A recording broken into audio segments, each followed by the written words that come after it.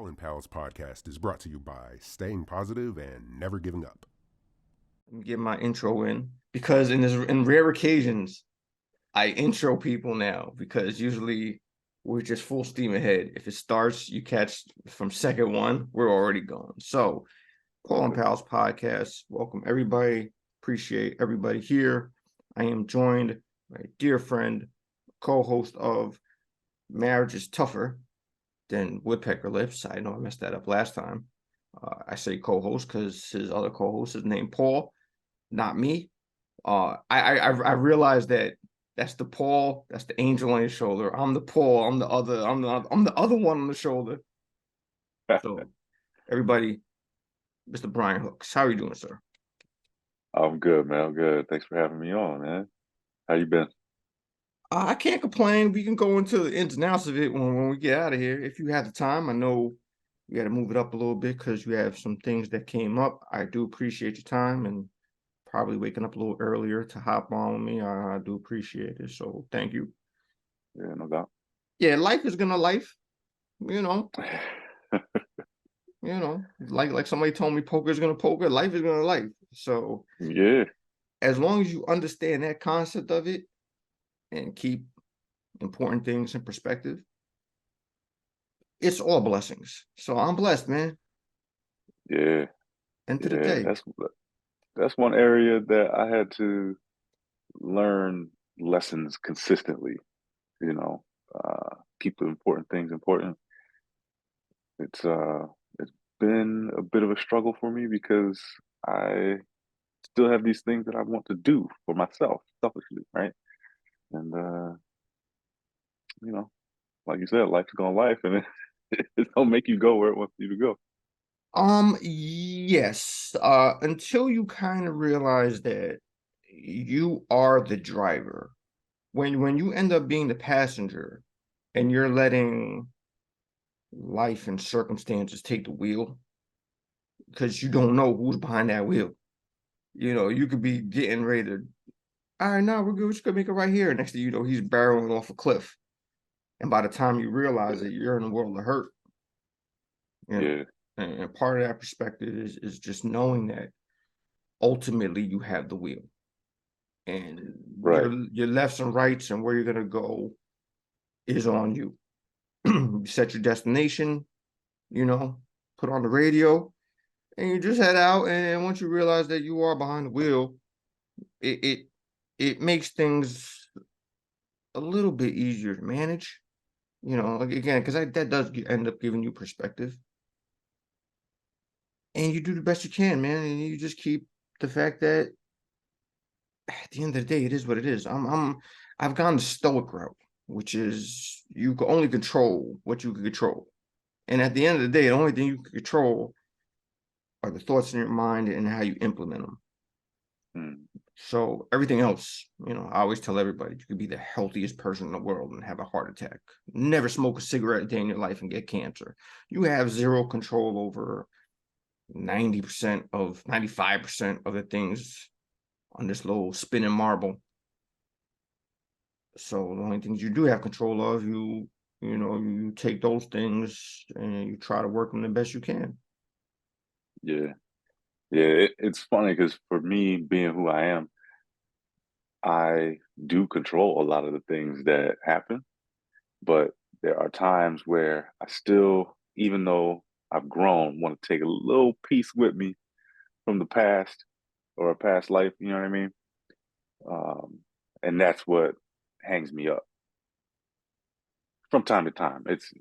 I've obviously grown quite a bit, so it's not a consistent nagging issue. But like I said, over time, that's something I've learned. There's a lot of things you got to let go in order to fully move past and grow and become the person you say you want to be.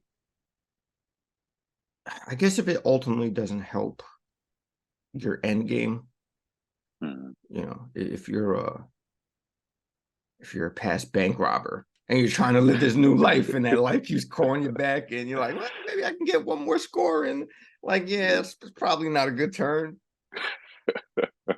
But if it's like one of those pay now to play later, a two-step back to go three steps forward, It's all a matter of what it is, the ultimate end game, who it affects, and there's a lot of things that go into it. But either way, I wish you the most luck, sir. And again, life is going life, and all we could do is just take the wheel, man. So it took me a while. Don't get me wrong. Like, it's like Groundhog Day. I had to drive off that cliff a lot of times before I was like, wait a minute, dude, give me the wheel. And it is what it is. I hear you. I appreciate that, man. And I wish the best for you as well. Appreciate that, man. Like I said, and I'm at the stage that barring uh disease or death to myself or a loved one, everything else is all relative. So I have a great perspective. It took a very long time to get there. It took a lot of tears. It took a lot of, it took a lot of frustration. It took a lot. So, when you get to a point that you're like, dude, I'm never going back there. And you get a whiff of that past, and you're just like, oof, no, I can't. When you can't even see yourself as who you used to be, I feel like you're in a decent place. So I'm in a decent place. No complaints, man. I'm blessed. I'm blessed. That's my answer to every time somebody asks, how you doing? I'm blessed, man. I like that. I like that. Absolutely, man. Speaking of blessed, uh, family life and the podcast of helping people's marriages out in life. How's everything going? It's going good, man. I think we would like to have some more guests on the podcast, but just working through the podcast has, you know, really improved my personal marriage. Nice. You know, I think I've told you before, that's my dirty little secret is, I wanted to bring my co-host Paul in so I could have somebody to bounce ideas off and, bounce some issues off, which he's one of my best friends anyway. So that was going to happen naturally. But now it's, a weekly and regular check-in where, I have someone holding me accountable and, I do the same for him. But it's like, what's the way to put it? It's like a mini mastermind, right? So we're just constantly working on ourselves and we're, what, going on year three, getting there, something like that. Nice. Yeah, been in the game for a minute now. Yeah, You're past the toe dipping stage. You're in. yeah. I mean, well, oh man, I haven't even realized it was been that long. So I think we're about 5 months short of year three. A happy early anniversary to you in the Yeah, podcast. yeah, yeah. And Thank you.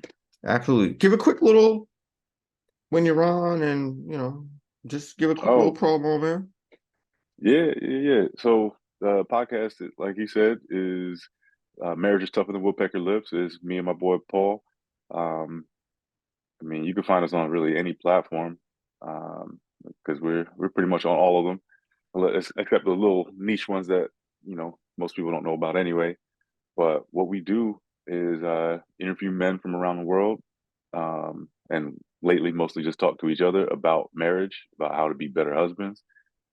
We talk through ideas of how we might accomplish that, and we just bring different topics to the table and think through them and learn to converse and communicate the best we can. And so if you are married, dude, and I guess really in a relationship, give it a try. You'll get some knowledge and then try to navigate this crazy thing called marriage.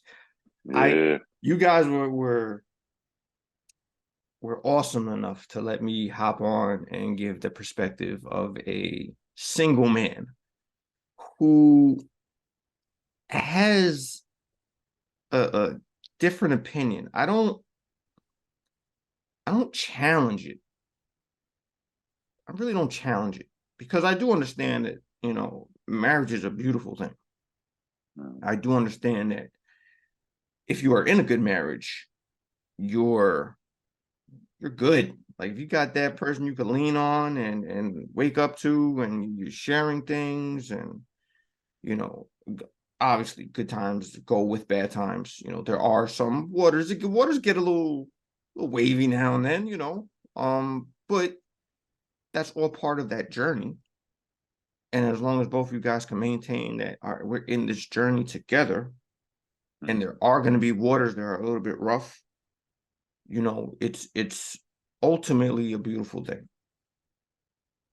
Saying that, uh, I mean, almost every day, I get more and more distant from the whole, I think I want to get married. At this point, bro, at this point, marriage is, I can't even see the island of marriage. But also, I'm just veering away from relationships, bro. Like, it's just, I, I'll never say never. You know, we Okay. established that last time.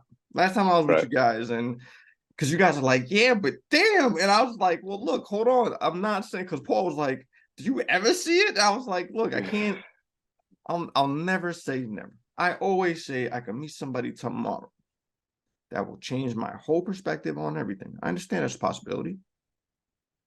I'm not looking, which makes it harder to find.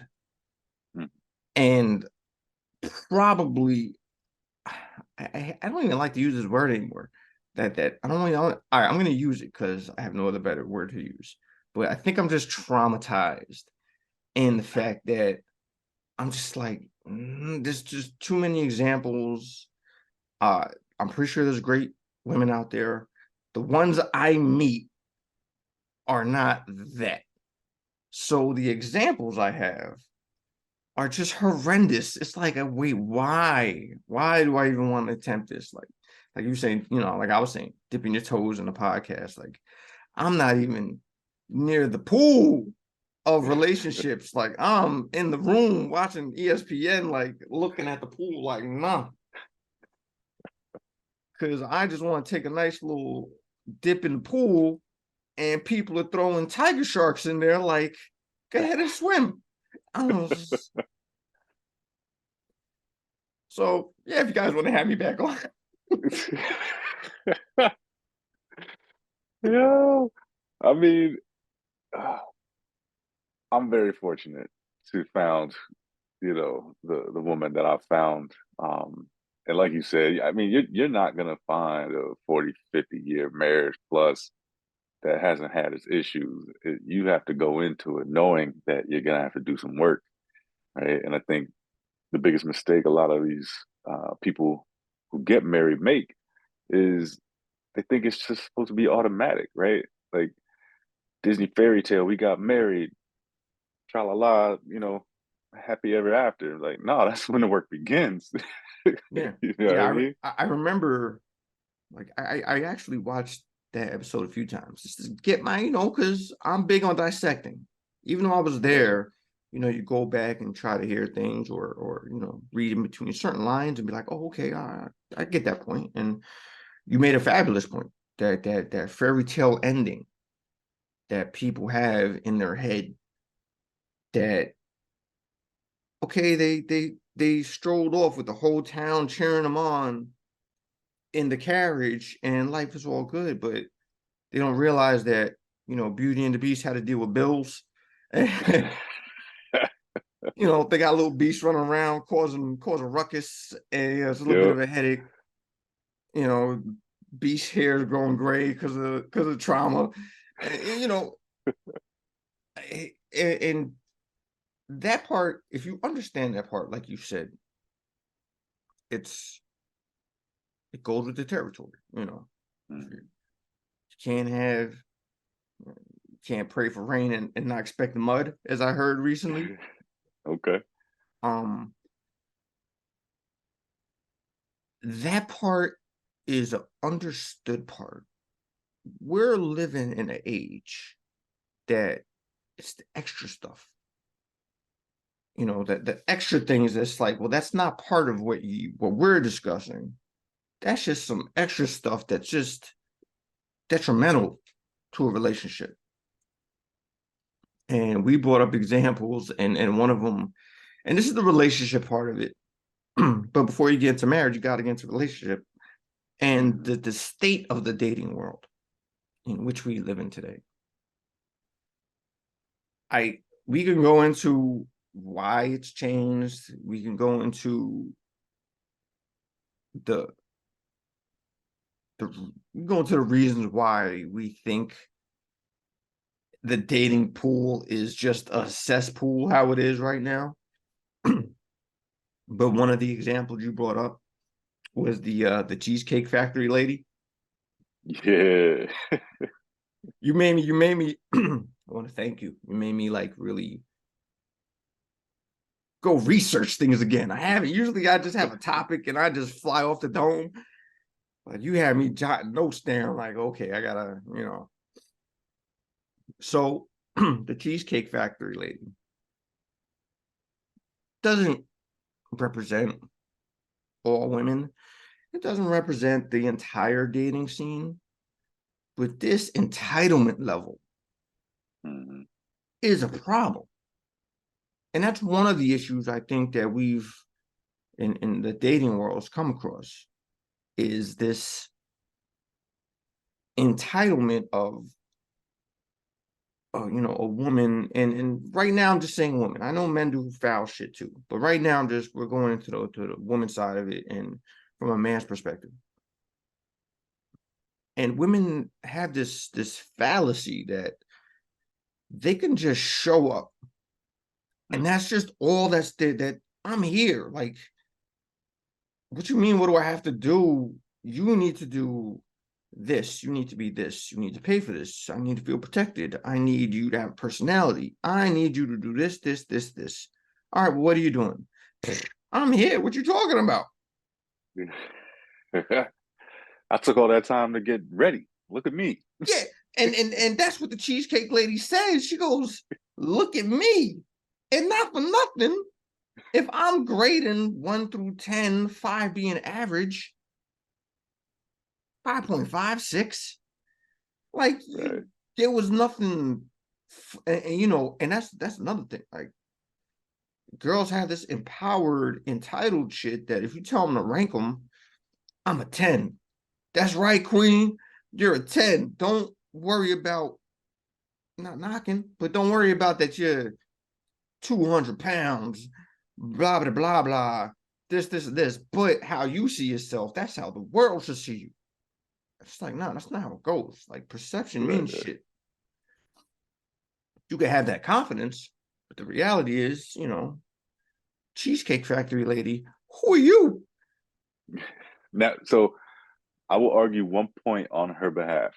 Okay. And that is, considering the type of attire she had on, I could maybe see her point where she's like, not so much look at me, but like, look how I got dressed. I don't feel comfortable going into the Cheese Factory dressed like this. I thought we were going somewhere else. But she also should have asked, like, where are you taking me? Right? Like, how should I be dressed? Like, you just hop in the car, like, oh, surprise, I'm taking you here. Now you had some elaborate expectation, not knowing where you was going, and just decided to get dressed like that. Because how you just gonna show up, dress how you dress, and not know where you're going? But she was actually dressed for the right occasion, because he was taking her to a quote unquote like a fancier, higher end spot. She didn't even acknowledge until he said it. Like, yo, you had me waiting outside for an hour. I said, we're going to be ready at 4. That's what you agreed to. 5 o'clock, you come out. He said, this is where we were going. And he showed her. And she said, oh, okay, we're good. Take me there. Like, wait a minute. Like, your attitude. And she kind of like, even if she was dressed however she was dressed, and again, look, I've never been to the Cheesecake Factory. I hear great things. I heard it's a nice place to go. I don't know. I've never went. Have you? It's been years, like nearly 20 years. Okay, but you have gone, and 20 years ago, how was your experience? I mean, I didn't think that much of it, to be quite honest with you. When I went, and again, I only went one time. I thought there was only gonna be cheesecake there, so I just went for cheesecake. I didn't know it was Real. like a full restaurant. For real. I for the life of me, I'm like, damn, they must have some good ass cheesecake. Because all in my head, I'm thinking it's just a cheesecake factory. Like this just, yeah, we have this kind of cheesecake and that kind of cheesecake and Yeah. this kind of cheesecake. I okay, so it was a while ago, but when you went there, like when you finally realized, like, oh shit, there's a restaurant, would you have had a problem bringing a date there? At that time of my life, I probably thought like many young men do, and thought like, oh, first date, I got to pull out all the stops, right? Um, Knowing what I know now, especially in light of this clip that she put herself on blast with, not doing that, not doing that. Like I'm in a different place. Yeah, I can afford it, but like I'm trying to get to know who you are. I'm not trying to give you the world right out of the gate, right? Like, what's your middle name? We could meet and I halfway through, we could both agree, like, yeah, this ain't gonna work out. So why am I going here Mm, where, and they have after this, they made a list of where women don't want people, where women don't want men to be taken. right, And Cheesecake Factory was on the list. I saw Buffalo Wild Wings. I was like, I had a first date in Buffalo Wild Wings. It went great. It went swimmingly. We got to know each other, had some okay grub, we was chilling, had a couple drinks. It was, hmm she enjoyed it. We enjoyed the company. Like, it was cool. It's just a meeting place to meet somebody. It's a first date. And the fact, bro, the fact that she had herself recording herself, like, why Didn't we she go got, live? she was live. That's what I thought. Yeah, Why are we documenting everything? And even made the dude take a step back. He tried to go around like a gentleman, open up a right. door, and she was like, "Oh yeah, do that." And when he got out to open the door, she was like, "Oh no, he didn't. We had the Cheesecake Factory, y'all. Like, oh, this is I ain't crazy. getting out. I'm not getting out." Made him get out, come all the way around, had his car door locked, and he tried to open it, and she just gave him the side eye, and he was like, "Yo, everything all right?" And she was just like, "Yo, I wrote, hold on, I got my notes down. I was taking quotes down and everything, man. Like, this is," she said, when you take someone that looks like me, so it wasn't really even the get up. She's already putting herself on a 10 pedestal when, again, 5 is average. I give you one notch above. I give you 6 because you were done up well. You know what I'm saying? Like, she looked like she put herself together. Like, she looked like she was ready to go out and about. Could have had if she's an hour late. But didn't even acknowledge, like, she's on live playing, I can't even say a victim role, but she was playing a role, but not including her part in it. Not until he said, and he was like, "Oh, we could do this live." He goes, "We could do this on your live in front of everybody here." He goes, "All right, I'll come right back." He came right back. And she was like, "You're gonna take," and again, it wasn't it was a chain restaurant. You're gonna take me to a chain restaurant? Right. So like it kind of takes away the reasoning you were giving. Like, I kind of see it like this, but she was just kept burying herself. She was just like, "That's embarrassing to take me to a chain me." And it's just like, and he's like, "Well, all right, let's talk about it." All right, well, you were an hour late. I told you 4, you agreed on it. I'm outside until 5 o'clock. And her face was just like, "Well, you know, well, that's true, but oh, because I had," and even on a first date, a chain restaurant to get to know each other, cool. He was going to a higher end spot. Nah, this is where we were going. Right. Like, we missed the reservation. Oh, call. She was like, oh, call them up. Let's go now. Go now. Well, now you're demanding. Like, no.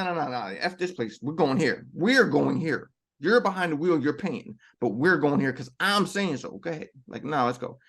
And he was like, nah. And you have this smug attitude, and she's going, well, you know, when she started to realize, holy shit, this argument's taking a turn because God forbid somebody comes with points and facts. Right. That's the whole And other. is calm and collected and can communicate his point well. I respect that man because he put her in her place like a gentleman would, right? Like he didn't yell, he didn't get too upset about it. He was like, look, I tried. I did all the things that I needed to do, all the things that I said I would do. And you messed it up, right? Like I was gonna take you here, like you said, but you had me out there waiting for an hour. I'm not gonna go miss this reservation. Like this is a nice place, right? So I have to imagine that he probably had to call from the car while he's waiting, like, look, I'm sorry, you could give our table away. You know what I mean? But I just respect how calm and collected he was and how he communicated his thoughts very well to the extent that she could no longer be delusional and was just like, oh well, I'm sorry. Right?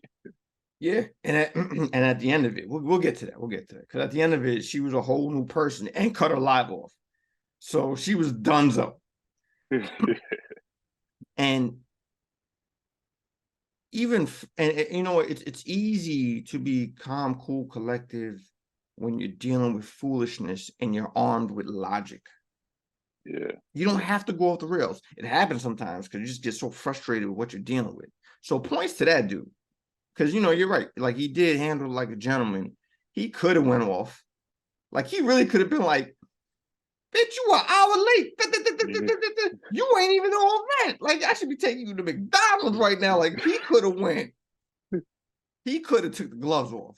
And to your credit, Yeah. he handled it like a gentleman. He handled it like a G. Like he was like, yo, look, man. And he was just like, oh no, we could, because he knew he had it. He knew he had it. He was like, oh, we could talk in front of your live and all that. He goes, let me come right back into the go. And he gets in and he's like, well, you know, he's stating his case using logic. And she did this and she took her foot and shoved it further in her mouth. She was just like, well, when you're going to court someone, you're supposed to protect them and this and this. And she's saying all the courting things, but not taking me to a high-end restaurant ain't one of them. On a first Right. date. On a first date. I don't even know you. You could be a psychopath. That's the equivalent of a dude going, nah, come to my crib.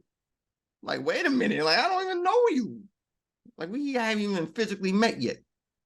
So she's like, yeah, if you're gonna court somebody, you need to treat them with respect and you need to protect them and this and this and this and this.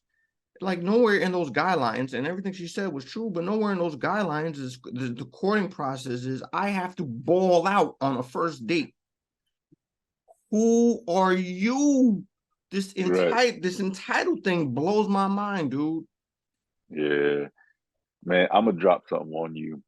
And I think for both young men and young women, this is largely a result of growing up in broken homes.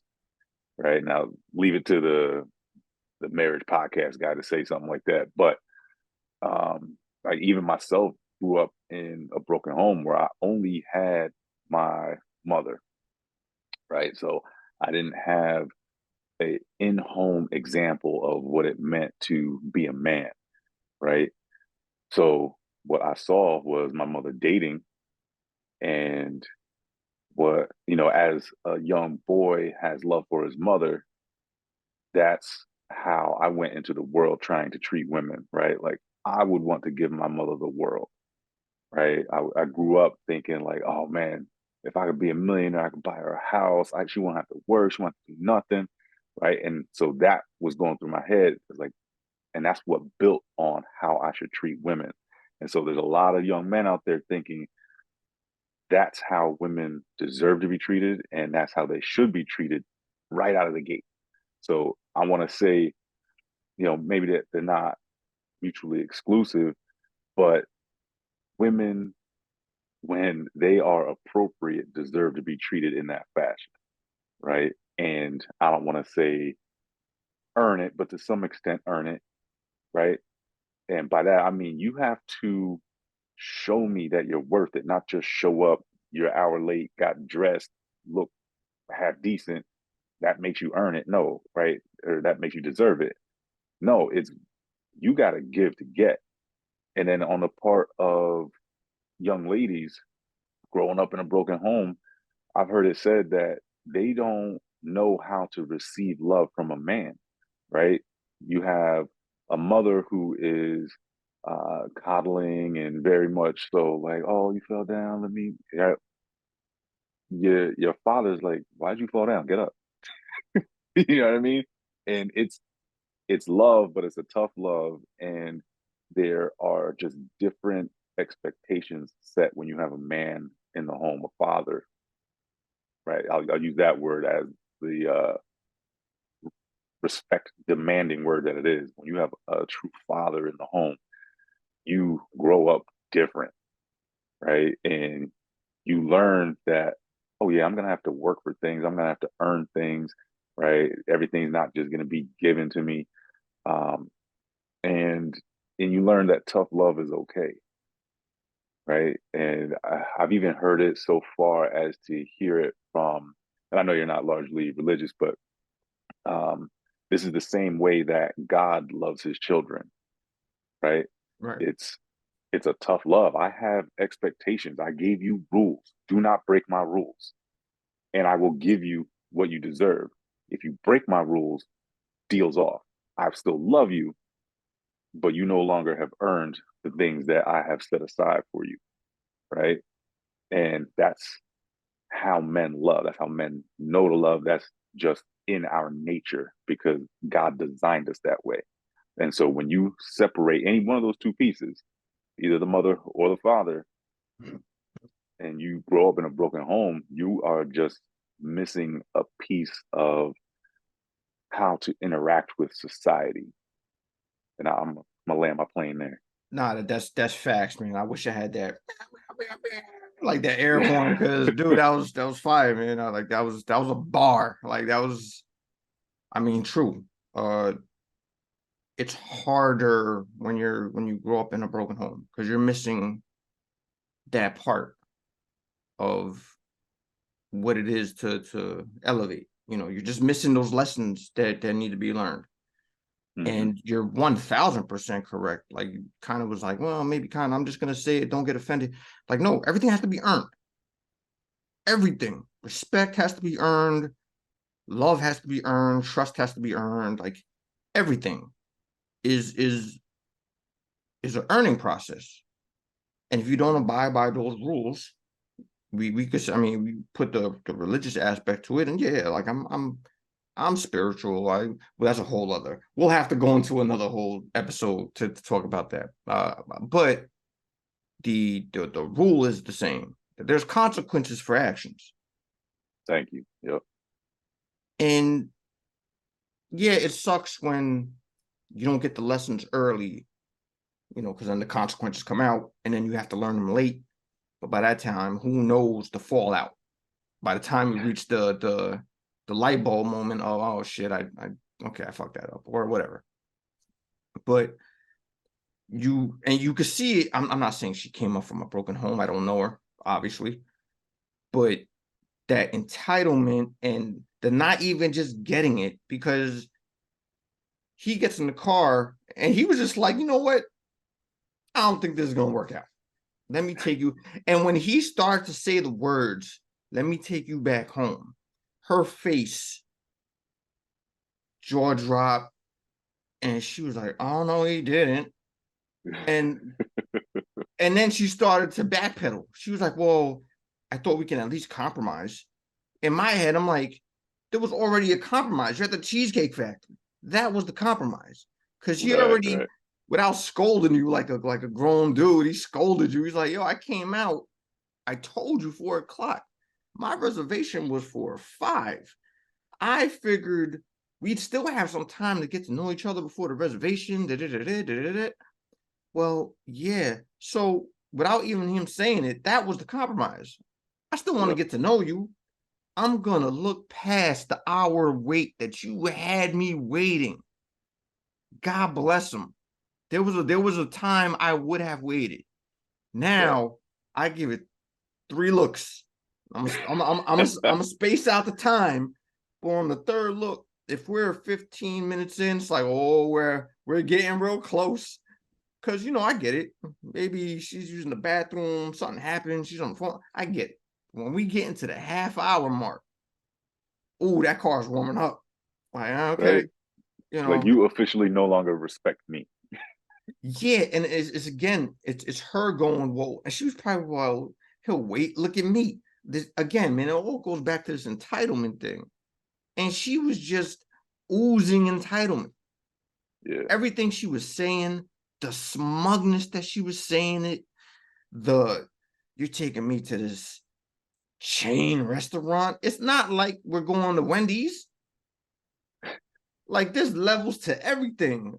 Like for me, I would feel, again, I took a chick to Buffalo Wild Wings and we had a great time because it wasn't about really, it was just a place that we were both kind of close to. Mm-hmm. I was like, do you have a problem? I even said it. I'm like, hey, you got an issue with Buffalo Wild Wings? And she was like, nah, let's do it. So we all knew what it was about. If she would have been, now if she would have been like, well, it's Buffalo Wild Wings, automatically, in my head, I'd have been like, check. Like it wouldn't have been a deal killer, but it would have been like, okay. It lets me know where you're at with certain things. But she was like, hell no, let's go.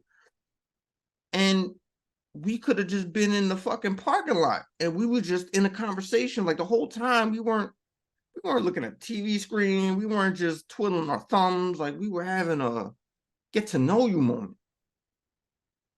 So at the end of the day, it's the company. It's not really the place. That's how it should be. But there's now a list out of places men shouldn't take women. The only 2 places I agree that a man probably shouldn't take a woman out of that whole list is the gym. I mean, that's a weird first date. Right. To me. That's like, and you might meet there. We might meet at the gym, but hey, let's go on, let's get to know each other. Cool, where we going? Let's go to Planet Fitness over here. And it's like, wait. Yeah, like in between sets, like how does that work? So I get that part. I want to make you sweat. Yeah, like show you what you're getting ready to get into, girl. So I get that. And church, that's a weird place to get to know somebody. If you get to know them, it's like, yo, you want to do the church thing? Like, then, you have that discussion, you figure that out. But I don't understand, like, where the dialogue comes in to get to know somebody when you're in church. Like, it's just a hard place to get to know somebody. So I agree with those 2. Other than that, like, and his place. Okay, I get that too. Like, it's a first date. Again, you might get a chick that be like, let's go watch some TV or something. And you're like, all right, cool. If if the sole goal was to just chill out, it's a doable first date. It's doable. Yeah, because I'm thinking like if I'm if I could throw down in the kitchen or something, then that's viable there. Yeah, absolutely. However, at the chance someone might be crazy, like I don't want you to know my address just yet. Bro, and a lot of that are women going, he may be a psychopath, which is true.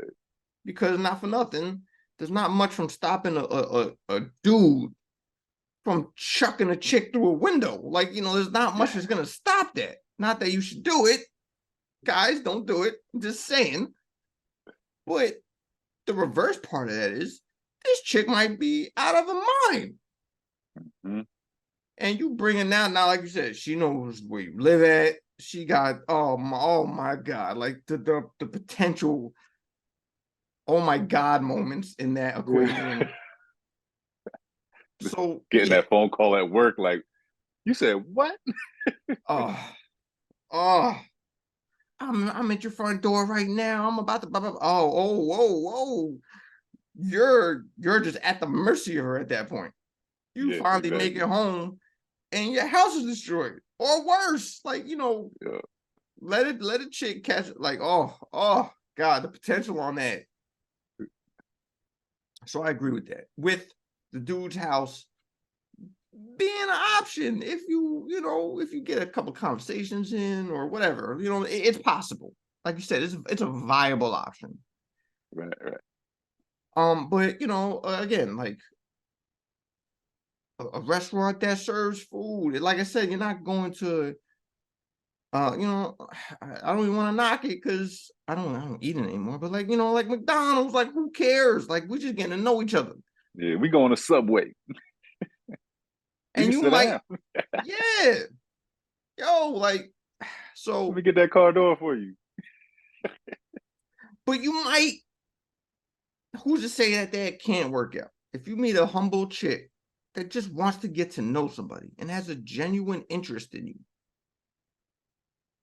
also viable. I wouldn't suggest it.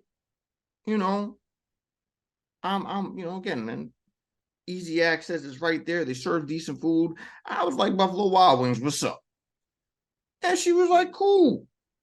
So it depends on the person, but to automatically just have this, you're taking me here, it's embarrassing. She said a chain restaurant. That's embarrassing. So she didn't say I'm dressed like I'm ready to go somewhere and you brought me here. Again, if she was ready to go to like Ruth's Chris and she dialed herself up and then you pulling into the Golden Arches, okay. She's like, yo, look at me. Then if she goes, yo, look at what I'm wearing. All right, I get that. But, just that whole entitlement thing, man. And then when he was just like, yo, I'm taking you home. And she got deadpan serious and then got apologetic. I see your point. And that's the last thing she said before she cut it off. She goes, I see your point. Click, or I understand. Click, and then she cut the feed off. Yeah. It's the entitlement thing, and it's also I want to take advantage of what I can. And again, what am I bringing to the table other than you're just showing up looking pretty? So, if you have to do the whole courting process, which is 98% the man, it's 100% man, the man's job is the courting process. I don't know why I took off 2%. That is 100% the man's job is to court. I'm going to be respectable. I'm going to be a gentleman. I'm going to do all these things to show you that I'm in. And that process is a process. I have to do A through Z. Her shit is A, show up. And because you just show up, you think you have all of these things, like you bring something to the table, and it's just like, that makes me almost sick when shit like that happens. Yeah. So besides the entitlement, I feel like it begs to be said, they seem to neglect to look at that we can read through what's happening, right? So you're here with me for what? Just so you have something to brag about to your girl about, oh, he took me here, he got this. All right, that's cool enough, but what about him? What'd you learn about him? You feel me? I feel like, and it, so I can argue both sides of this, right? I feel like women these days are basically discounting men to the fact that if you don't have everything together right now, if you're not making six figures plus, you don't even deserve to be in the dating pool, right? Like, oh, if you can't automatically take care of me, right? This is who I'm looking for. You gotta make six figures. You gotta have X type of job. You gotta wear suits all day, right? You don't even deserve to be in my dating pool. I'm looking for the top 1%, right? And Now, me, good. I'm sorry, good. what I was gonna say is now to some extent, if I'm talking to men, I would say, yes, get yourself together before you get into the dating pool, but also know that you want to find a woman that's willing to build with you, right? I don't want to say that's their role, but that is what a man should look for, is someone who is willing to build with them, right? We don't hop into a marriage, especially if you get married young and already have ourselves established and just like, oh yeah, I'm just gonna give you half because like, right, like if you build with me, then cool. If not, like I'm signing a prenup. Mm-hmm. Well, this goes back to what I was saying when I was a guest at your show, is that part of the dating, let's build together, that building thing is dead. That's Mm, You're going back late 90s, early 2000s when rap was good. That's when that meant something. And even before that, it's like, all right, potential meant something. How he treats me means something. Like now, there's a laundry list. Like I said, man, you got to pull out a Lord of the Rings scroll, and here are my demands. And it's so crazy. It's just like, yo, you got to be taller than 6 feet. At least you got to be at least 6 feet. That I don't even have control of that. But dare a dude say, I need a girl to be like under 140, like 130. Like we got to get you piece of shit. Well, it's like, hold on. Like you're telling me I have to be a certain height, which is out of my control. right. You taking yourself to the gym is doable. And it's God forbid a dude has one. All right, well, this is my criteria. One, and he's a piece of shit. But women have, you need to be this height. You need to drive this kind of car. You need to make this amount of money. You need to have this kind of job. You need and you got to have the courting process, which is a list in itself. And you got to do this. And. You know, it's this is why the game is rigged, bro. This is why I don't play it. I would love to meet somebody, and they're out there. You know, they are out there. But I'm not trying to go through the haystack to try to find a needle, because to me that's kind of what it seems like now. Even ain't shit girls have the same criteria that a higher end chick would. And it's just like, yo, the game is rigged, man. I refuse. Did you hear about Oyster Girl? Nah, Oh, you didn't what's hear that? about Oyster Girl? Okay. Nah. So again, she makes a TikTok. Like, I don't understand why because there are some girls that be like, yeah, girl, you're absolutely right, girl. And she got demolished. Even there were some women that couldn't, like, nah, you dead wrong. So Oyster Girl's a chicken and lamb. And I took some notes down too, so pardon me from looking down. Good. So she met some dude and they exchanged numbers. Again, if you're not feeling somebody, don't even do that.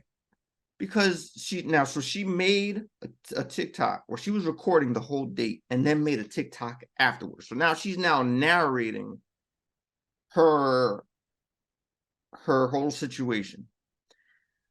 And she's narrating and she's like, yeah, I met some dude, we exchanged numbers. I don't even like the dude. And he's texting me, and at this point, he's just texting himself. I mean, he's like, hey, what's up?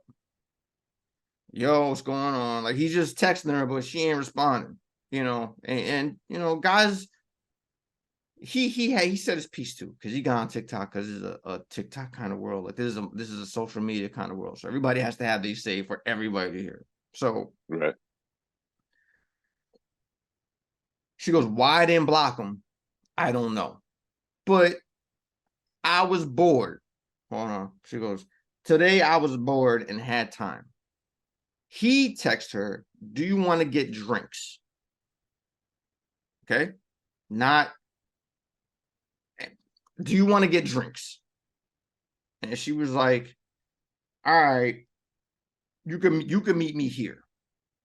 So she told him where to go. Like, nah, meet me over here. It's a place that sells oysters. Like she's like, they're known for their oysters. He said drinks. She goes, nah, but they're known for their oysters. So I said, meet me here. So they showed up. Mind you, now she's at the table, phone in hand, on a first date. And they had a deal, $15 for a dozen oysters. Bro, she orders 4 or 5 of them joints, all to the head. She is recording herself like slurping and burping. She's not even eating them like a normal human being. I've seen how people eat. Take a little fork or something, you grab it, she's right off the shelf and you hear it. Like she's going in. By the end of it, they showed 4 or 5 of them plates stacked together. After that, on top of the drinks that she had, on top of that, she goes, I was having such a good time. I was like, well, what else am I going to eat? Boom, crab cakes and potatoes. She's going to town. And she even said it. She goes, by the 3rd dozen oysters, she's looking at me like I'm crazy. But I didn't care. Like, I'm here to eat, blah, blah, blah, blah. So she's going to town. And Bill's just, he said he wanted drinks. He had a drink, a singular drink, while she went into, Kirby mode, just sucking everything in. He goes, all right, I'm gonna go to the bathroom. I'll be right back. Dips. I don't know if he went out the back window. I don't know what he did. Dressed up like a waiter and dipped past it. I don't know. Skedaddles. And she's like, why this motherfucker leave me the bill? It was like a $200 bill. Ah. And she starts to feel salty. And I went down that a little bit of a rabbit hole for Oyster Girl. So I saw the TikTok. I saw his response. And he was like, first of all, I didn't go text her crazy like that. There was a double text in there, but whatever. He goes, second, I was ready to go $60, $70 deep in the first date. Just want to get the meter, blah, blah, blah. Probably he was just trying to hit it. And not for nothing, she sounded like a hood rat. Like, not for nothing. Like, she's slurping and shit. She cursing. Like, she has that attitude with her. Like, I know I've heard that before. I'm from where that's from. And I was like, oh, she a hood rat. And, do what you got to do. But I saw a compilation of people's responses. The channel's called 30 Reasons Why Men Deserve Nothing. That's the name of the channel. Like her channel? No. Where the compilation was. So it was just a random channel that just posted all the responses to Oyster Lady. I got you. Okay. So 30 Reasons Why Men Deserve Nothing. Bro, even that channel couldn't defend her. And she said it. She was like, I'm trying to find a reason to have this girl's back. And I can't. She's like, everybody's like, oh, she's wrong. Like, how are you doing all of that? And it was just hilarious. And I know we were going into Cheesecake Girl. And I had previously heard about it. I didn't go down the rabbit hole of Oyster Girl, but I heard about it. And I said, well, let's go from cheesecake to oysters, man. Like, just to bring up another example of this cesspool of a dating scene that I deserve. Like, again, she's thinking so highly of herself. And she's like, why I didn't block him, I don't even know. Why are you even meeting with this dude? Because you want some free food out of it. Yeah. And that's crazy. Like, right off the jump, when you told me that oyster deal, I'm probably not eating those oysters, bro. 15 for 12, my dude. Well, Uh, it was a dozen, uh, so 12 for 15, but same difference. well, yeah, $15 for 12. Yeah, That's basically what I was saying. But that tells me like if they regularly have that deal, they regularly have oysters that are about to expire. That's why they're having that deal, bro. Like you if just slurping them off the half shell. dog, if they were a day away from expiring, she took care of that with no problem. She took care of their Yo, inventory. 4 big ass round plates, boom, boom, boom, boom, or 5, so one of those, and they were just stacked upon each other. And while she's ordering drinks, she's like, "Yeah, let me get some crab cakes," and she's just going to town because she's just like, "Let me wrap this up because I'm not paying for it. yeah, I got this. I got this dummy out here that's finally getting the privilege of coming out with me." Like right. that's women's in their head. Like I'm giving them the privilege of being around me and being around the air I breathe. And it's like, yo, like what happened to the courting process? Because Yeah, even if, again, he sounded like he was just trying to get some anyway. So it kind of not really a whole courting dating process there anyway, but it's dead. And then like Cheesecake Lady, to try to defend her actions, you reach out to that. Well, in the courting process, it's like, well, yeah, I understand the courting process.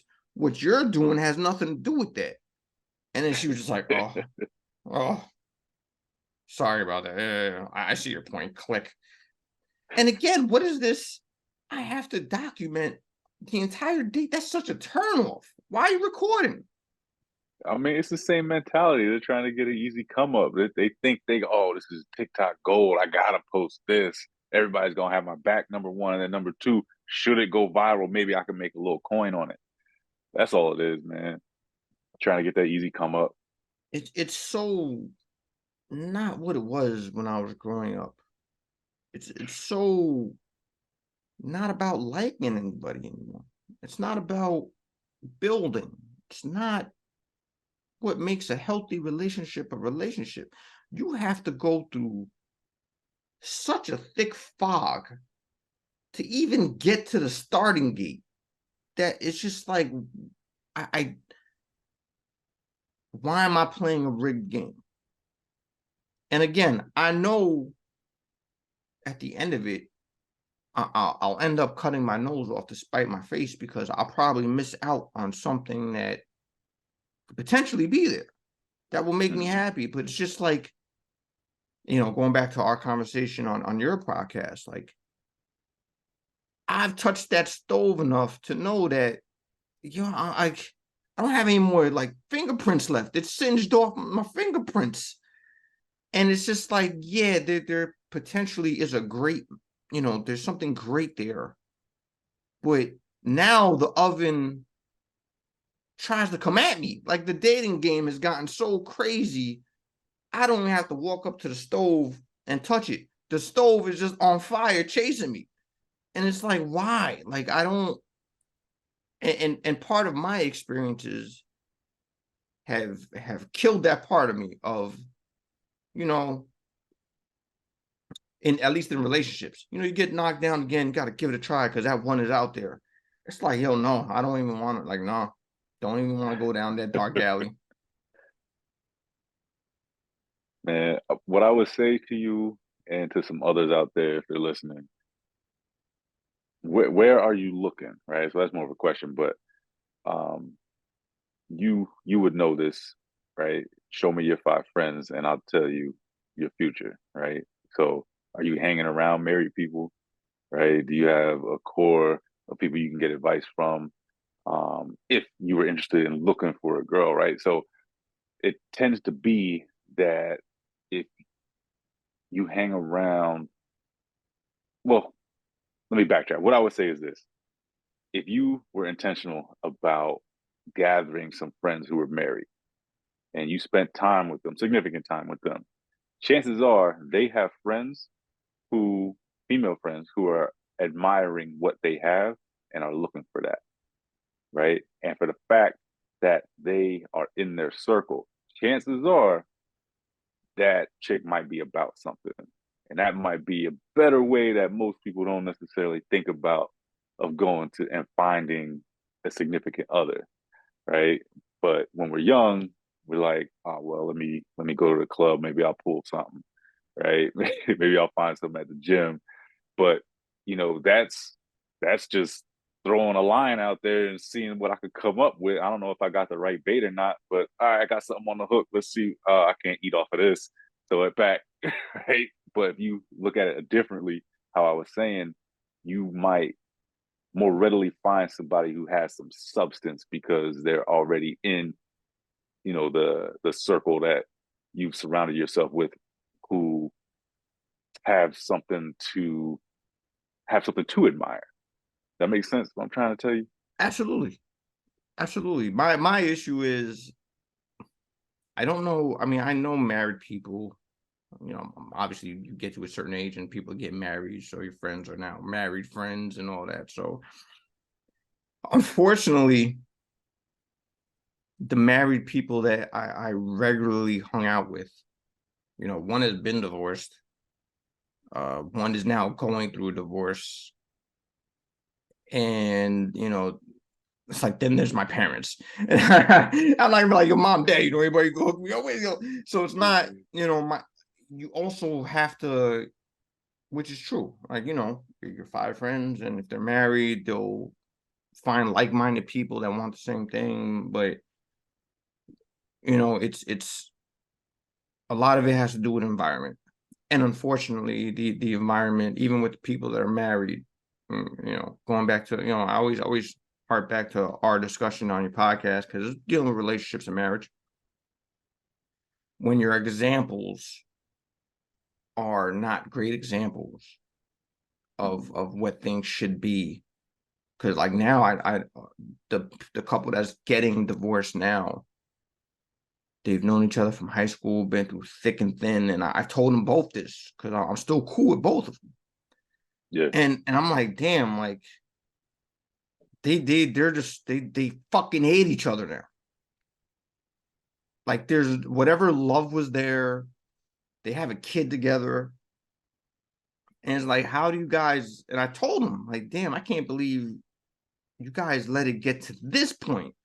They're not even looking at amicable. It's just like, fuck you, talk to my lawyer if you need to. Like, you even say the other person's name in front of them, and they just get mad.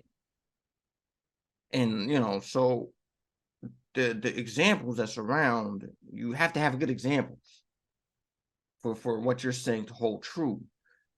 And unfortunately, for some people, like myself, the examples that's around me of what it should be, and yeah, they're in a relationship. Maybe they know somebody that's looking for similar things, but then you hear them argue, you hear them bicker, you hear that they're not happy, and all this other stuff. It's like, well, you know what? Maybe I don't need to know any of your friends because I don't know. So again, I'm never saying never, but it's I don't even know if I want to jump in those waters, because I and again, perspective has a lot to do with it, because there used to be a me that had the perspective of there's somebody out there. Not all relationships are like this. There is a person that's looking, and I'm not looking for anything extravagant. I'm just looking for, a little bit of love, loyalty, respect, communication. I'm not asking for, let's go find a holy fucking grail. Like, I'm not asking for that, but perspective over time, circumstances mean a lot. And, when you have to deal with certain circumstances for a long time, your perspective changes. And while I'll never say never again, it's more of a challenge for me to find the things that I know is out there. Like, it's not, I say needle in a haystack, but the odds aren't that crazy. But it's going through the motions of trying to find it is the game I don't want to play. And it'll cost me. Like, everything costs something. And my mindset is going to cost me a potential of a great relationship, and I know it. Maybe it'll change. Who knows? But that is what it is. Until I'm ready to run that race, I'm not running that race. Because to me, I see the race and it's like death race. Like, like just people just blowing each other up. Like, I'm like, nah, I don't even want to join the race. Like, nah, for what? Ends up me saying for what? Because I've seen 9 out of the 10 end results I've seen have been a bloody, fiery disaster. And it's like, yeah. And when you go into marriage, I said this about marriage, if well, I said it, I'm just saying what Bill Burr said, even though he's happily married now with the kid. But when he was single, he said, if you're going to jump out of a plane and the instructor's like, well, there's a 50% chance this money ain't open it up, you want to go? Because divorces are 50%. In that 50%, 70% are by women. They initiate the divorce. And then I looked this up. It ends up going to 90% if we solely, let me read this. I'm not even really sure what. If you solely focus on college-educated women, the 70% jumps to 90%. When you pull them all together, it's 70% women initiate the divorce. On a divorce that's 50% guaranteed to happen. You're just shooting dice, and the odds aren't in your favor that this is going to work out. If it doesn't, and now we're going into marriage, but if it doesn't, it all lands bad on the dude. It's double standards, whatever you want to call it. It doesn't fall fair for the guy. And well, I would actually argue that. So that's the initial statistic, yes. But there's also a statistic out there that once a divorce happens, the man actually becomes more wealthy than the woman if they were to stay single. No, you're absolutely right. Like, women get this, I need to do me. And you got these other knucklehead birdheads going, you go, queen, show them what it is. And they don't realize that over time, and especially if you have kids, over time, and take it for what it's worth, man. But if this sounds bad, it sounds bad. But over time, a man's value increases. Looks aren't that, whatever for a dude. That's, women are, we're visual creatures. Men are visual creatures, first and foremost. If from a physical attraction is the starting point for a man, everything else trickles into a great relation. You know what I'm saying? Like, it starts with physical. Physical means something to women, but it ain't the first jumping point. There's a whole other thing. There's a lot on that list that before it gets to looks, to establish whether it's like, okay, I want to see what this can be. And women get this thing in their head, and they get these people yapping in their ears, and they think, yeah, you know what? You know how many I've jumped down this rabbit hole. You know how many clips I've seen of women going, day one, yeah, I just got my divorce, freedom, and it's like 3 months later, and it's just like, oh, he found somebody, and I'm here alone and single, and I got my kids, but by the time they realize it, women have a thing that the grass is greener on the other side. And a lot of times, and I'm talking about a lot of times, especially for a later aged woman, yeah, that doesn't hold water. Like that, it may look green on the other side, but the closer you get to it, no. But part of that is, the value of what a relationship should be. Like, it used to be women wanted to submit to their men in the best possible way. Like people, because I have to preface that, because now you tell a woman, are you willing to submit to a man? And oh, what do I look like? A slave? And by the time they done clucking, but they don't realize, and I heard somebody say it, and they put it in a way that's like, okay, now what's your response? And it's just crickets. And this dude was sitting. I'm not a huge fan of Fresh and Fit. I'm not a huge fan of Fresh and Fit. They have points from time to time. You know, what you say and how you say it means something to me. So how they come off on things, I don't lean on that side. But when you have a point, you have a point. But they had a guest on, and he was like, you know, women have a thing with submitting. And he was like, ladies, do you understand that men submit more than anybody else at their job? They submit to their boss. At a basketball team, and he was like, yo, Kevin Durant makes a lot more money than his coach. And he's a better athlete than his coach, plays this game better than that coach will ever play. Some of those coaches never even played.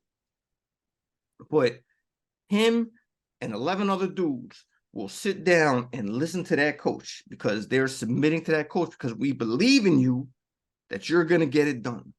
You go into any branch in the military and a dude is telling dudes to, yo, you're going to go into this live fire area and we're going to do this thing because I'm saying so, because you need to listen to me and submit to what I'm saying. Mm-hmm. And he just broke that all down. And he was like, and you have a problem submitting to a dude who's trying to lead the relationship. And it was just a bunch of chicks just nodding yes, just like, damn, can't even argue that. Can't even argue that. Yeah. But you know, that the term gets taken away. That's you're reading too much into the word submission.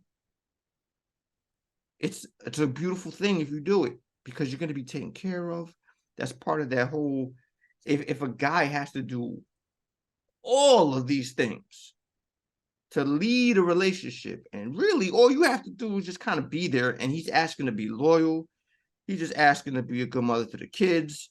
You know, let's do this thing together. I will listen to you, but ultimately, you know, there has to be a ruler in a relationship. Let me not say ruler because that sounds bad. You know, in any relationship, any business, any sport, anything, any relationship, when two people are like-minded, you get a clash. And not only does less get accomplished, but it could just blow up in everybody's face. So, you know, people have a tendency to oh, I'm supposed to, what you mean submit? And it's just like, yo, you're taking it in a way. Like, why are you even taking it that way when I have the best intentions for you and the relationship? But people don't want to hear that part. And plus, women are nuts. My boy Patrice said this, man. I know if you have a point, I'm sorry. I'm just going to say this last little point. And Patrice O'Neal said this, like, this is why men make better leaders in a relationship, because, you know, a chick could be, you know, your girl could look at you, hear you laugh on Monday and be like, that's such a cute laugh. And then Tuesday you do the same laugh and she's like, oh, this dude's fucking annoying me with his laugh. And Wednesday it's just like, yo, I just can't deal with you right now. And you're just maintaining you're on a straight even keel line. And it's like, I love your laugh Monday, I hate your laugh Tuesday, I just can't deal with you right now for all of Wednesday. And then Thursday, it's just like, hey, I love you again. And it's just like, yeah, that's gonna lead. That's gonna bring us to the promised land.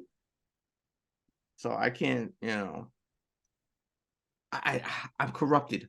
I'm corrupted because I know these things to be true. No matter if Patrice says it and he says things in a way, rest in peace, Patrice. Like, he said things in a way, but may had his points. Fresh and Fit, I'm not big on how they say things, but they have points. And it's not what you say, it's how you say it. So if you say it right and it still holds weight, but this is still the battle that we're battling. like, why do I even want to do this when what's being said is true? And just women don't want to cop to it, and or they understand it and still don't want to deal with it. Yeah, yeah, man. I going back to that, taking a word for what it is, that a lot of women get caught up in that, right? They take the word for how it makes them feel rather than what the definition actually is. I've even gotten into that with my wife before. I was, actually really even going back to that coddle word, right? Excuse me. Um, I showed her this video where a guy was talking about how women coddle their children, and she took it negatively. And I'm like, that's not negative. That's just how you are. It's what you do. Um, it's in your nature. It's not a bad thing. It's just what Nature. the reality is, Mm-hmm. right? And she was like, "Well, you coddle them too." I was like, "When it calls for it, but more times than not, we're going to behave differently." If my son Maxwell falls and skins his knee, I'm going to tell him, "You good? Get up. Let's go." Right? She's going to go over to him, kiss his boo boo, right? All that. Like, daddy's not doing that. Like, if I see he like twisted his ankle, broke a leg or something, yeah, then he deserves to be coddled. But if he just skins a little knee, like, I don't want him to fall into this trap of believing like, oh, now the world has to stop and you got to come to me and everybody, look at my knee, it's almost bleeding, Yeah. right? Like Yeah. that's not how the world works. That's not how the world works. Like, there's a method to my madness. I'm not just, like you said, if your kid would have broke their ankle and you're like, ah, walk it off. Right, That's right. a Then I'm little a to the terrible extreme side of father. it. Yeah. But again, like, I have a paper cut and oh, my baby, and blah, blah, blah, come here and let me carry you somewhere. It's like, wait, man, like, Right, right, right. because again, a big lesson, man. Everything costs something. So if this is how you're treating your kid now, when they get older, this has nothing to do with relationships, but like my little nephew when he was a baby, like still on baby status, just learn how to walk and just can put some words together, would drop something or make something spill, and his grandparents, his mom would be like, say you're sorry. And he'd be like, oh, I'm sorry. And every time he did something, it got to the point that he could be like, oh, I could just go Godzilla. But as long as I'm saying the words, I'm sorry, we're Yeah, good. So this kid's just like, sorry, sorry, sorry, sorry, sorry. And I pull, I'm like, wait a minute, man. Like, all right, you listen. Like, all right, we get like so far, like, sorry doesn't mean anything if you're just saying it after you're doing things because you just know that's gonna be forgiven. I'm like, after a while, sorry doesn't mean anything. You have to get out of that, right, So it means something when you don't coddle your child when you're not supposed to. right. There's a time for everything, but this entitlement thing in relationships, man, is detrimental to relationships. And I saw this clip again. Much as I'm not a fan of it. Again, when they have points, they have points. There was another Fresh and Fit clip, and this guy was a complete asshole. He was a guest. I hate how he talks, but he said, let me ask you something. He told this one specific girl, he goes, let me ask you something. Would you date a guy at McDonald's?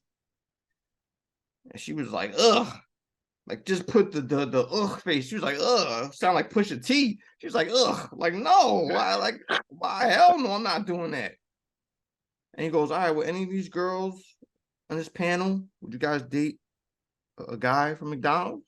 And they were like, nah, why would I do that? He goes, there you go.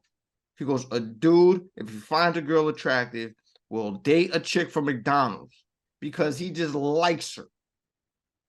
He goes, you guys, he goes, this is why all you girls are pieces of shit. He goes, because you will not do Yo, that. He wilded out. I didn't, like I said, not what you say, it's how you say it. But he was just like, this is why you guys suck. He goes, because you won't even give a guy a chance who could potentially treat you like a queen because of this. He goes, but any guy will date any girl, even if it's, he goes, you know, because at the end of the day, men have to date down, women have to date up. And you girls lose that somewhere. And they were just like, And then every time I heard that clip, it reminded me of the comedian Sinbad. When he had a skit, just like in the 90s. But it's just one of those things that, you know, when something just sticks with you and you just remember it. He had a comedy special in the 90s at Morehouse College. And he was talking about it's just never ending. It's just gotten worse, but it's always been here. And his skit was if a guy walks into McDonald's and he sees a girl behind the fryer cooking fries, and he's like, yo, baby, what's up? What's your name? Can I get your number? And, you know, she's all got the blushy face making the fries. He goes, let that roles be reversed. And some dude is cooking fries, see the girl coming, and he's like, hey, girl, can I get your number? And she's just like, you better make my fries and shut up. Oh, he ain't lying. He ain't lying. Now that was in the 90s. Now we live in the social media age where everybody has to show their best out. And, you know, this luxurious life that nobody really ends up leading. It's just what's the mirage that's out there. That's why these girls, you tell them how much do you expect these guys to make? And they're like, 80, 90, 100K. Like, I heard girls $1 million a year. And like, you want your man to make $1 million a year? Yeah. And she's saying it so matter-of-factly, like, isn't that what it is? Right. And they're like, yo, you know the average man makes like 46, 47, 48, like 49,000 a year? And they're like, oh. And they break it down. Like, you want a dude to make over 100K, be over 6 feet, have this kind of lifestyle, and treat you right, and do this. Like they said, you know the percentages?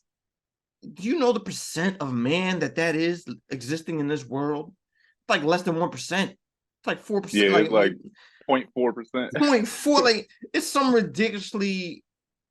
And then you have these higher end women, and when I say higher end, I mean like these voluptuous, like really, holy shit, you're gorgeous type of women that are chasing these 0.4% men. But these normal chicks are like, nah, I need that in my life. It's like, yo, you're a normal chick. Like, you're not that. But they have this entitlement. Yeah, but I'm me. I'm a 10.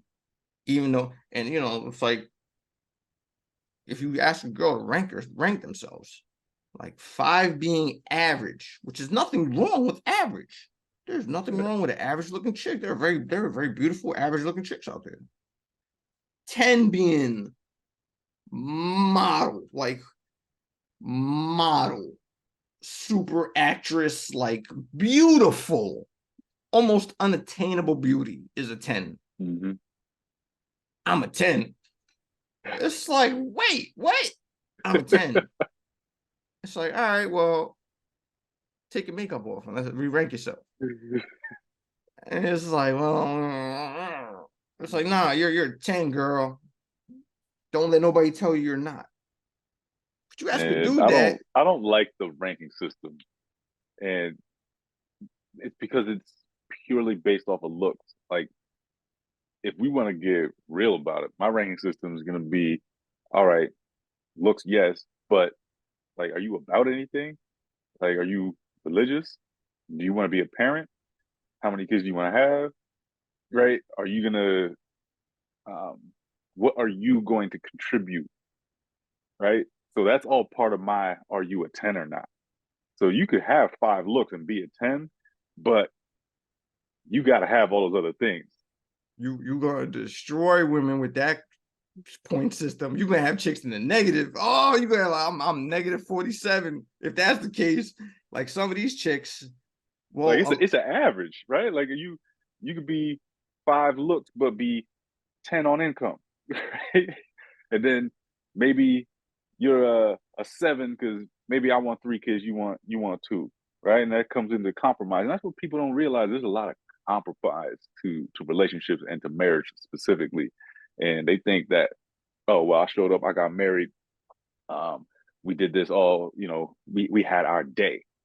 It should just work from here on out, right? Like, well, nah, did you do your background? Did you do your research? Like, if you went to school, you understand, like, you don't just get the grade for showing up.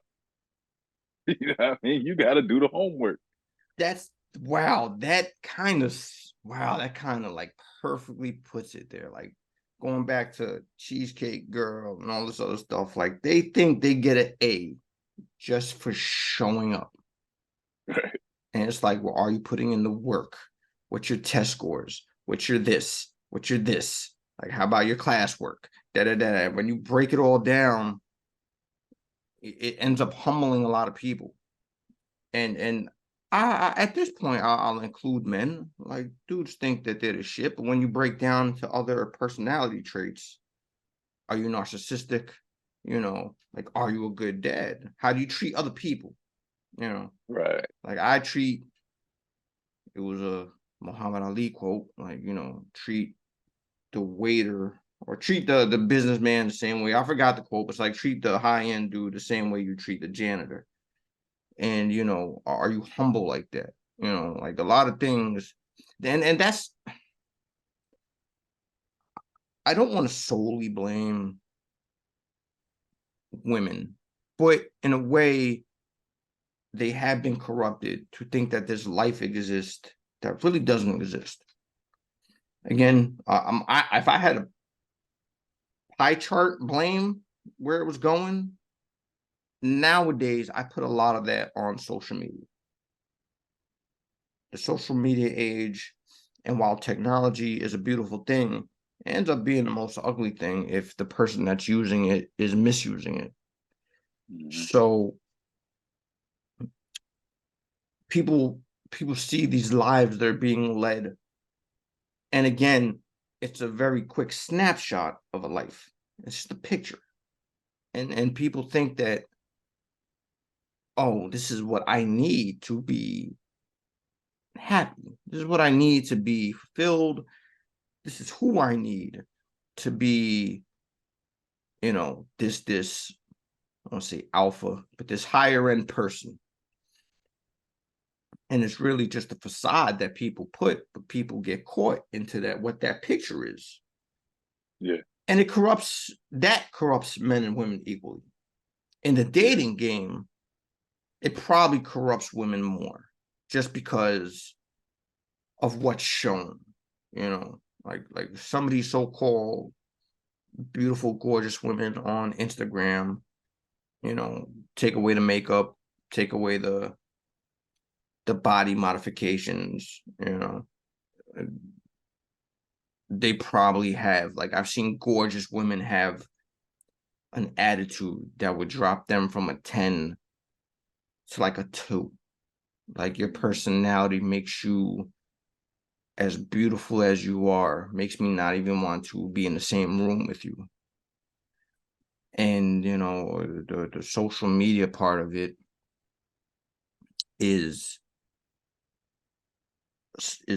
probably at this point one of the biggest blue pills that's out there. We're going to go into the matrix talk, what's real and what's this fake world that gets pulled over your eyes. Yeah, people don't realize, man, like you said, a snapshot. That is a single moment in time, what you're seeing, right? Even if it's a 1 hour video, that is, in the grand scheme of things, a single moment in time. And what we fail to realize is they could have been just fighting with their significant other before they pulled themselves together and decided to take that photo, right? And then they were fighting again afterwards, right? They went on a trip or whatever. You don't know how much debt they put themselves into, and now are gonna have to deal with that and struggle bus for however long after, just to make it look like this is our entire life. Nobody lives like that, no, right? Even the people who can afford to live like that don't live like that, traveling every single day of their lives. Money doesn't come for free. You have to put in work to get it, right? And I don't know why we allow ourselves to be convinced that, oh man, that must be what they're doing all the time. I don't want to have a job. That's crazy. Who should have a job? I should just have enough money to be able to travel every day of my life. Like, do you know how much money that would cost and how many people would go broke even if they were of means, if they were to do it that way without having an income? You know what I mean? Like, it's sad, man. It's sad that we, like you said, let the wool be pulled over our eyes and start believing that there are, or that that can be a reality without being, a 1%er or a 0.4 percenter, which, by the way, they work Yeah, more like than they do anything else. yeah, Typically they because that's what they enjoy. yeah, absolutely. Like there's some people. There's a dude I know who makes a great amount of money. Like he's very well off in life, but since the running theme is everything costs something, he has zero time to enjoy it. Hmm. He lives in a nice little area in Jersey, like you gotta be rich to be in where he's at. Okay. And every day wakes up before the sun's up to drive to the city to spend a whole lot of time at his job to make that good money. To when the sun goes down, he's then driving back to Jersey to go home, have a cocktail, and go to sleep and do it all again. Mm-hmm. And there are people that have a somewhat easier existence and make a decent amount of money, but they still have to go through the things to earn it. And then you see a snapshot on social media and you're like, oh, I can attain that. And now you're spending all this money to try to chase this mirage. And it ends up costing, ends up being what people lose their soul on. And that's ends up being a vicious cycle. Yeah, man. Great people get corrupted off of things like that. And it's just gotten worse over time, man. This is where we're at now. So, going back to this is why I'll never say never. Well, holy shit, man. I don't know. Yeah, I don't know, bro. Yeah. I Uh, was to get to church, find you a good woman. I have one person he's telling me two things because he's a churchgoer now. He used to be about a whole other different life when I knew him back in the day. Okay. When we were running and gunning in Yonkers. Holy shit, he was the opposite of what he is now. But now he's a Dominican dude, love him to death, man. That's my boy. And he's like, yo, you got two choices. Either come with me to DR and I'll find you a wife and they'll treat you right, bro. He goes, I got my wife down there and his wife is awesome. And he goes, or come with me to church and we'll find you a good lady. And I was just like, yeah, I don't know. Because again, then we go into, again, me being spiritual and religion are two different separate things. I don't knock religion. I just, how I see things doesn't make me a religious person. But I believe in a higher power. I just break it down to the very basics of the basics. And there's a higher power out there that's above us all. And, I don't claim to have been at the starting point to turn the light on to say, all right, this is the beginning. So everybody claims they're right. Everybody who claims that their religion isn't right is at this point almost the enemy, the devil, so that Yeah. cluster turns into a thing. I just like to keep things basic, man. Like I know enough to know I don't know shit. So I just go, there's something up there, and I just kind of leave it at that. I hear you. I gotta go, but I will leave you with this. Yes, sir. It's gonna be a couple points, so I'm a rant for a hot minute here. The floor is Um, yours. the glass is half full or half empty, right? You mentioned earlier the divorce rate is around 50%. that means there's also 50% of marriages that are succeeding, right? So that's the first thing. And the whole church thing, I would argue, I just like to argue. I like to see, I like to be able to argue both points, right? Same. I would say look at it less on the religious side, okay, which is going to sound funny, but I'll explain. But keep an open mind, right? Because no matter where you go, whether negative or positive, you will learn something. All right. I would tend to argue that you will learn something positive if you go to church. So keep an open mind. And kind of to my point that I made earlier, what you will typically find inside a church is number one, tight knit community. And if there are single ladies there, which there always are, think about what their morals are that they're learning, what the community is that they're learning, how they're learning to interact with people. And, typically they tend to be about something other than themselves, right? They understand that there is a being bigger than them, that the world doesn't revolve around them, right? So I'll leave with that. It's just, something to think about as far as the church experience is concerned. You don't necessarily have to go in knowing everything, expecting to have to behave a certain way, which that's, I think, why a lot of people are sort of hesitant to go to church. I don't want to call it afraid, but hesitant, because they think, oh, if I go to church, I'm supposed to know the Bible already, and I'm supposed to, have to know how to act a certain way and do all the things, and but that's not what it is. You're there to learn. Think of it as school. Now, go back to school again, right? You go in there. When you first started, you didn't know what 7 times 3 was. You had to learn that, right? So keep an open mind, be coachable, and be willing to learn, and surround yourself with people who are doing the same thing. And that's the biggest point there. They are doing the same thing. They're there to learn, they're there to teach for what they know, and they're there to enjoy that community of like-minded people. All right. Marriage is tougher than woodpecker lips. Bryan Hooks, you're a wise man. I appreciate your time, man. Thank you very much. Yes, sir. Thank you for having me on. Appreciate you, bro. We gotta do it again, man. Yeah, we will. That's for sure. Let's not wait until I find a significant other, because then we might never happen again. But we'll definitely find a topic and something to hop on, because I do appreciate your time. I love your perspective on things, and you're just a righteous, awesome dude, man. So I appreciate you, bro. Appreciate that, man. I'll tell you what, if you do find one, bring her into the circle. I'll let my wife vet her for you. All right, I'll vet her for you, and we'll get you the right one.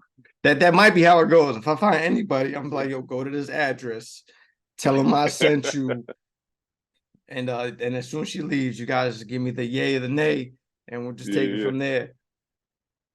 You got it. That's what's up, man. Appreciate you, bro. Have a good one, man. Yeah, thanks. I'll talk to you. All right, peace.